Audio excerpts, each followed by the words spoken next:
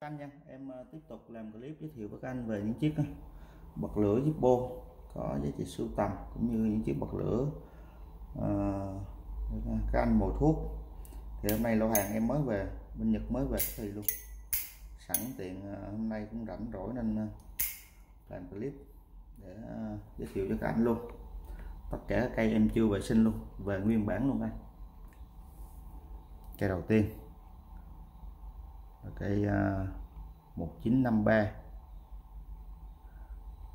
bass 251/191 bass bend.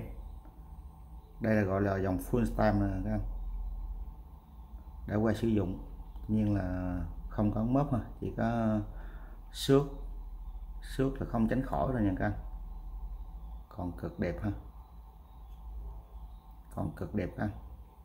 Dòng này full thép các anh, full thép mà còn kiểu này là tương đối đẹp, đã qua sử dụng là còn tương đối đẹp.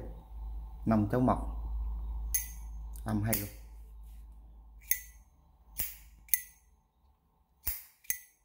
Full thép, vỏ nó dày lắm các anh, vỏ dày lắm. Cái này em chưa vệ sinh luôn nha, chưa vệ sinh luôn các anh. Đây nè, mà họ bên Nhật họ xài sao mà nó có nghĩa là họ xài xong rồi họ bỏ kho nên về nó còn tắc đá luôn nè các anh, đá nó đá hư luôn nè. Cái cây này về em vệ sinh sạch sẽ nha. Vẫn còn dơ lắm, tắc đá luôn các anh nào chốt em về em vệ sinh nha. Vẫn còn tắc đá luôn các anh, vệ sinh sạch sẽ cho các anh nha. Nói chung là còn nguyên zin nguyên bản, cực đẹp. Vỏ ruột trùng, bánh xe xỏ chỉ, vỏ ruột chưa thay thế đâu các anh, nhìn là em biết chưa thay thế. Lề liếc còn rất đẹp ha. Cây này vệ sinh lên đẹp, về mùi thuốc ok, còn rất là cứng cáp luôn.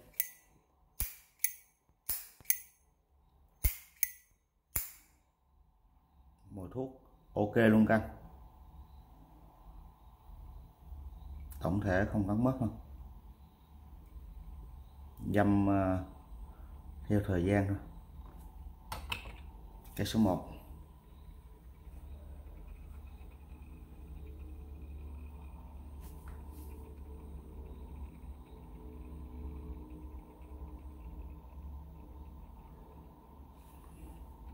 cây này báo giá 2,6 triệu nha anh, 2,6 triệu cho cây này nha, cây số 1 nha, 2,6 triệu. Về các anh mồi thuốc em vệ sinh sạch sẽ nha. 2,6 triệu cây số 1. Các cây này em chưa vệ sinh luôn các.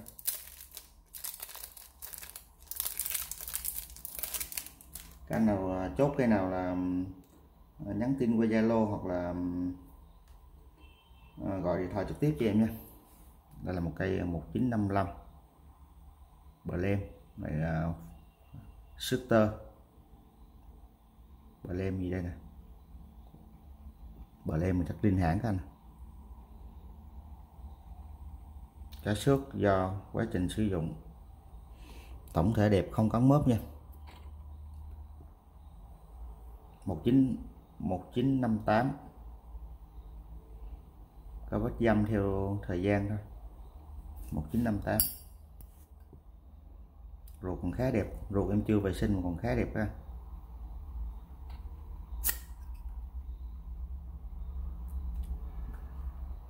Ruột chuẩn đời nha, ruột chuẩn đời, ruột khá đẹp các anh. 1958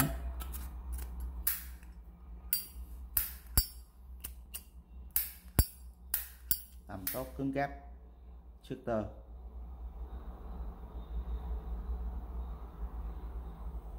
Cây này báo giá 2,4 triệu nha, 1958 nha. Về các anh mồi thuốc thoải mái nha.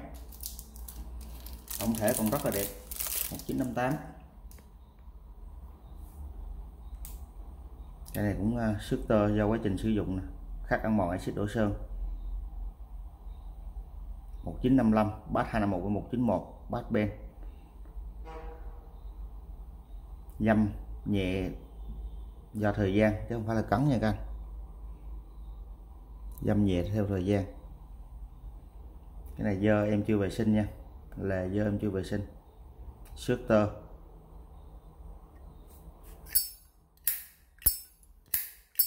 Âm khá tốt. 1955. Ruột khá đẹp ra.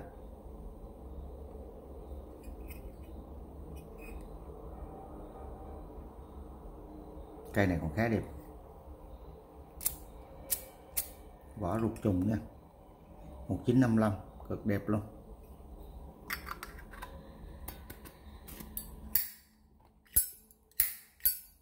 Chưa thay thế sửa chữa đâu nha các anh. Nhìn là biết chưa thay thế nè. Cây nào thay thế em nói thay thế nha.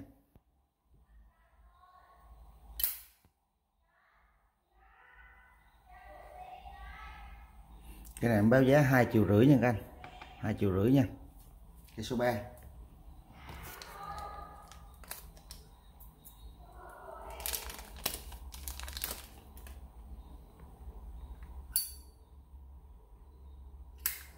Cái thứ tư là một cây 1948, bát là 2032-695.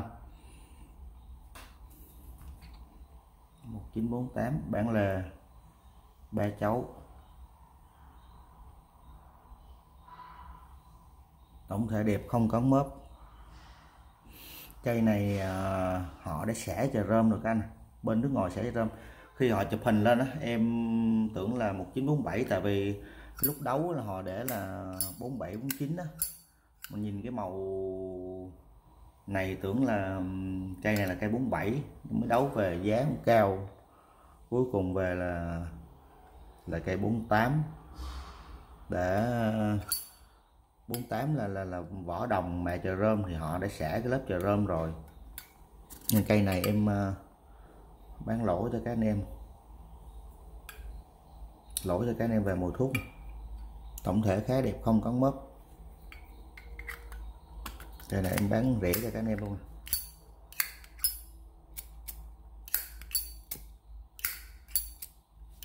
Tổng thể cực đẹp nha, không có mớp nha các anh.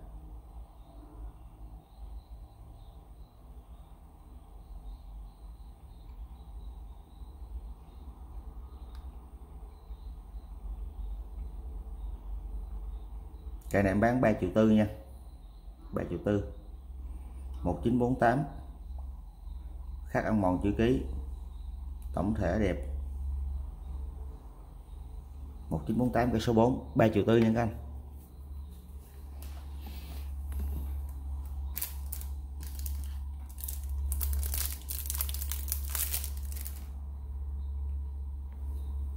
Cây số 5. Cây này còn đẹp nữa các anh. Khắc ăn mòn, chắc ngôi nhà gì đây nổi tiếng nè. Khắc ăn mòn đổ sơn. Có xước. Xước đã qua sử dụng, lề còn cực đẹp hơn. Cây này còn rất là đẹp. Rất đẹp luôn các anh. Cây này cực đẹp luôn. 1956 cực đẹp luôn. Ruột còn khá là đẹp. Bánh xe xỏ chỉ, chốt đinh tán, lưỡi gà gô bóc bột. Ruột còn cực đẹp luôn. Cây này thật sự là nó xước theo quá trình sử dụng, họ bảo quản không tốt là bị xước thôi, chứ còn thật sự là cây này xài dạng như lướt lửa luôn các anh. Lướt lửa luôn. Bánh xe cực bén luôn.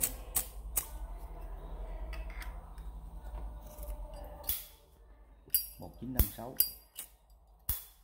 cực đẹp. Cây này 2,7 triệu nha các anh. 2,7 triệu nha. Các anh thích cây nào thì các anh cứ chụp hình gửi qua Zalo cho em, hoặc là gọi điện trực tiếp nha. Cây này cực đẹp á, tổng thể không một vết cắn mớp luôn. Nhìn tổng thể quá đẹp. Hàng này mà niêu thì giá trị sưu tầm cao. Khắc ăn mòn đây là chủ đề này, là chắc chủ đề cũng nổi tiếng nha. Chủ đề đẹp. Lề liếc cực đẹp hết anh. Có xước nha anh, có xước nha. Đã qua sử dụng thì không tránh khỏi nha. Cây số 5. 2,7 triệu, 2,7 triệu nha các anh. Cây số 5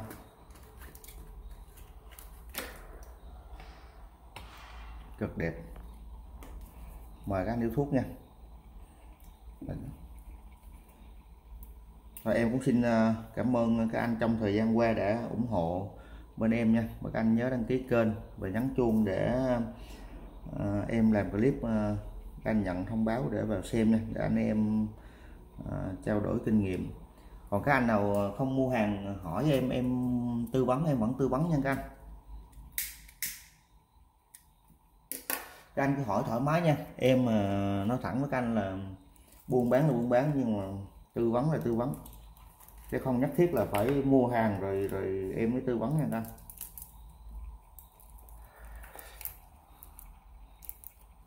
Nói chung là buôn bán là cũng vì đam mê là chính, rồi kiếm thêm vài đồng để mà nhập hàng tiếp tục chơi, chứ thật sự mà nói anh em hay với díp hay chọc vui bán díp bô không giàu được các mấy anh à.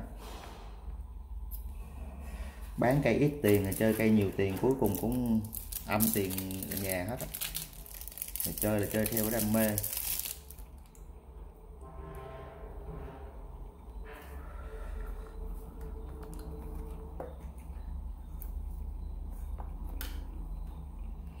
Cây số 5 1956 2,7 triệu nha các anh. Cây số 6 là một cây chu niên còn nguyên keo. Cây này xài lướt á. Chủ đề là San Francisco. Blem này là blem design thêm nè các anh. Cây này xài lướt còn nguyên keo. Tổng thể cực đẹp luôn. 1987. Em nhớ có mấy anh hỏi em 87 á, giờ có 87 nè. Cây này còn nguyên keo luôn á, cực đẹp luôn. Xài lướt nha. Lướt lửa luôn. Ruột cũng khá đẹp.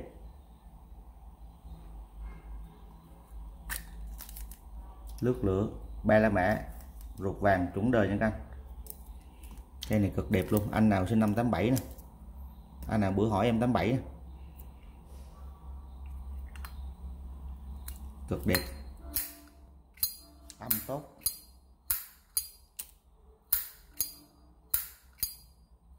Một 1987 còn nguyên keo nha anh, còn nguyên keo bảo vệ, keo 2K.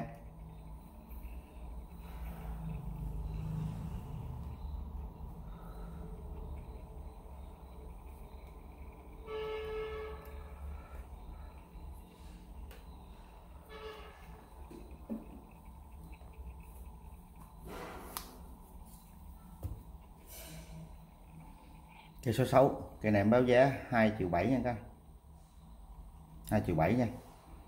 Nói thẳng với mấy anh là cây này em nhập 2,6 triệu, giờ em bán mấy anh 2,7 triệu nè. Bây giờ mấy anh thích sưu tầm, còn cây này sưu tầm vẫn tốt nha, tại vì nó còn nguyên lớp keo, keo 2K vẫn còn nguyên luôn các, vẫn còn nguyên lướt lửa luôn rồi. 2,7 triệu. Anh nào sinh năm 87 giá bao đẹp luôn các. Cây này em thu đúng 2,6 triệu nè, giờ để lại cho các anh 2,7 triệu đó. Này là em thu của anh em 2,7 triệu, bao ship, kiếm ly cà phê.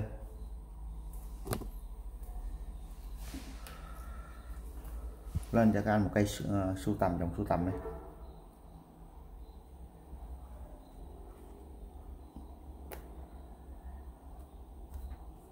Silver Play, Zippo Canada. Cây này mà anh nào đã từng chơi rồi biết nè.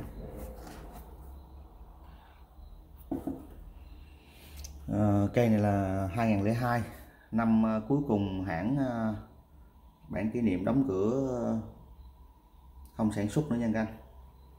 Cây đầu tiên sản xuất là cây 49, còn cây này cây 202, nó sản xuất chỉ có 25.000 bản. Cây này niêu cực đẹp luôn, niêu đẹp luôn các anh, mạ bạc. Các anh nào đã sưu tầm dòng K biết nè, chiếc này là chiếc 11.334, niêu cực đẹp luôn. Cây này mới bên Nhật về luôn các anh, mới về thì luôn. Cái này là dơ nha các anh, dơ bụi họ bảo quản bên đó còn bụi luôn mà. cũng chả cần phải vệ sinh lâu gì đâu anh, tại vì hàng niêu mà. Chỗ này là có cái chấm đen này là hãng họ mè bạc á, họ mè hơi bị cháy nè, đó chấm đen nhỏ ở đây, với lại một chấm ngay đây, họ mè bạc bị cháy á các anh. Cây này còn nguyên luôn, niêu cứng luôn á. Các anh nào để sưu tầm dòng này rồi biết nha, dòng ke biết nha. Cây này là cây bản kỷ niệm cuối cùng hãng nghỉ sản xuất.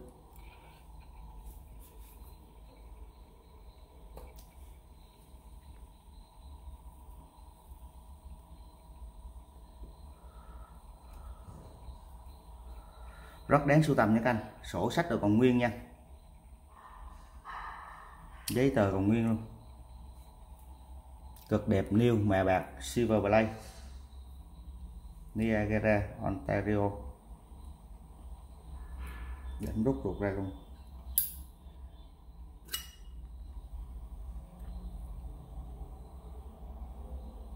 Ruột trúng đời luôn ra, cực đẹp. Niêu thì không còn mô tả nhiều hơn.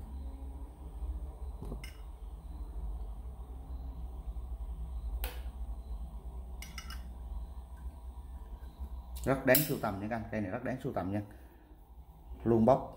Cây này em báo giá 4,2 triệu nha các anh. Rất đáng sưu tầm luôn, 4,2 triệu nha. Cái số 7 4,2 triệu.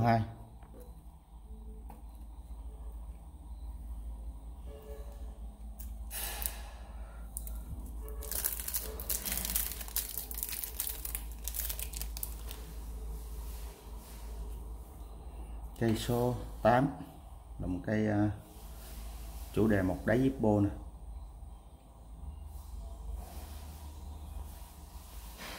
một 1985. Cây này la niêu, cái này là xước lớp keo nha các anh. Này nó bảo quản á, nó bị xước lớp keo thôi chứ không phải là không ảnh hưởng gì nha. 1985 cực đẹp.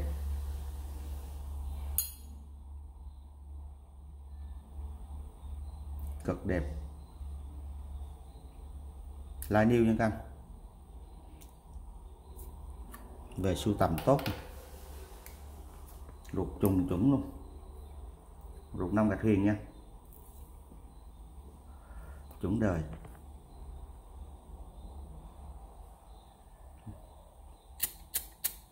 Cây này lên lửa rất là ít vài lần.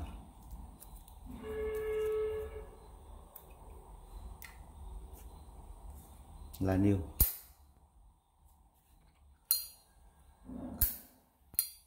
Âm tốt.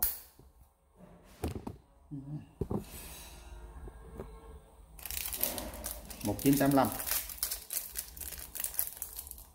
la niêu.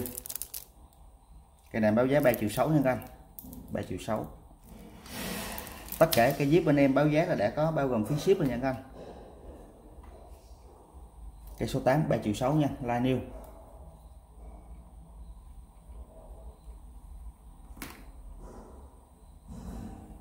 Cây số 7 cây số 9 một cây HB chôm rơm chân bóng còn nguyên tem. 1979. Mấy anh hay hỏi là 79 đó.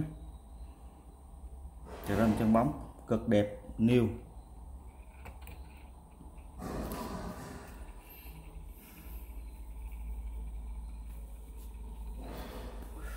Dòng HB này khó bảo quản lắm anh. Nó cao tiền nhưng mà rất là khó bảo quản. Nó hay, ví dụ mình cầm tay đây là nó hay bị ố nè, là một nè. Với lại chỉ cần mình bỏ vào bịch nhựa cầm vài lần là nó cũng có xước tơ nha. Nhưng mà cái dòng nó đặc trưng của nó thì chơi phải chịu thôi nha các anh. Hên lắm thì gặp cây đẹp, còn không thì xước tơ là bình thường nha. Riêng cây này nó còn rất là đẹp, cực đẹp luôn. Cực đẹp đúng không anh? 1979 thần tài nha.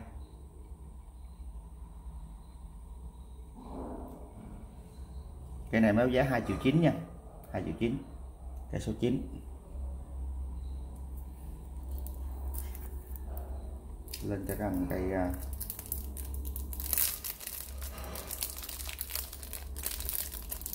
hàng em còn rất là nhiều nha. Các anh nào thích dòng nào thì cứ nhắn tin cho em nha, từ dòng cao tiền đến dòng một cây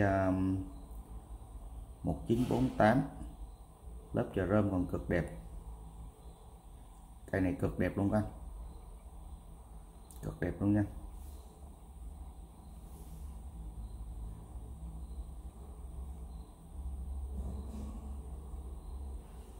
Có vết chấm kim rất là nhỏ nè, chấm kim nhỏ bên đây nha các anh,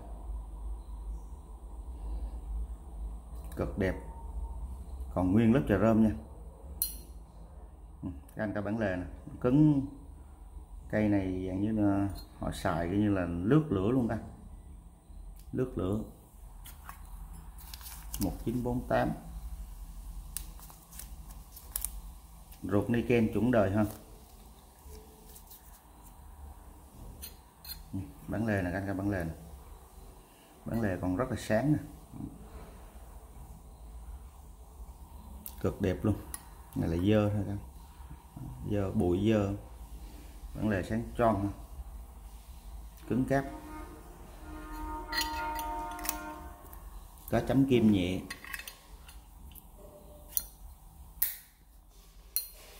Cứng cáp luôn. Này, có vết xước ngay đây, với lại vết chấm kim nhẹ ngay đây, kim rất là nhẹ anh. Đó, dạng như là nó bị răng răng cái gì đó. Tổng thể quá đẹp. Chủ đề chữ ký, giá trị sưu tầm cao anh.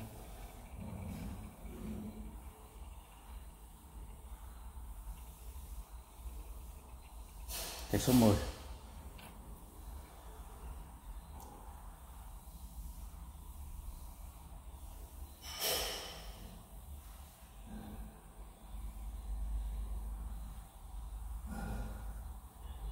Này nó kiểu như vết chấm hấp gì đây nè. Cái này báo giá 6 triệu nha. Còn nguyên lớp chà rơm rất giá trị nha các anh. Âm tốt này. Bản lề cứng cáp. 6 triệu nha các anh. 6 triệu. Cái cây 48 còn cực đẹp nha. 1948. Em xin kết thúc clip tại đây. Xin cảm ơn các anh đã quan tâm theo dõi. Và các anh nhớ đăng ký kênh để em tiếp tục làm clip giới thiệu về những chiếc bật lửa Zippo có giá trị sưu tầm cao. Và các anh nào hợp nhãn cây nào, kết cây nào thì nhắn tin qua Zalo 037 457 2260 hoặc là gọi điện thoại trực tiếp cho em nha.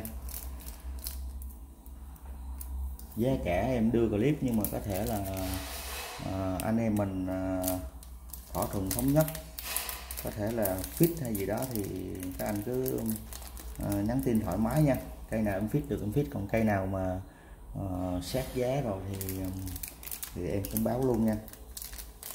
Xin chào các anh.